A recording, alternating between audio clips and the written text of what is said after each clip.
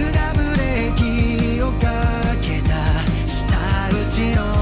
矛先は覗き込むミラーの向こう、自分の意くじらさに気づいて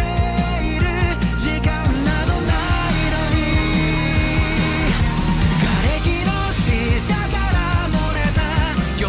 虫の声はいくら耳塞いでも痛いほど響いてた。あの日誓ったリベンジを忘れてたまるかと震えた心が今もうるさいほどその名前を叫んでる。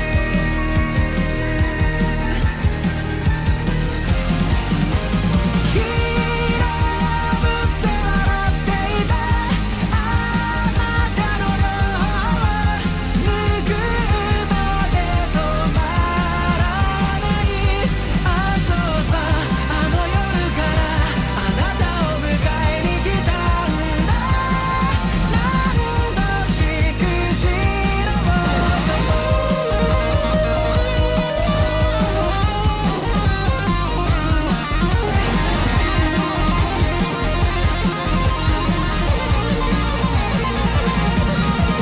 ひ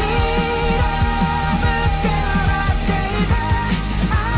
なたのベースボール抱きしめるまで負けない。運命に殴られても痛くも痒くもないだろう駆け抜けてく。瓦礫の下に埋もれた声をかき消しながら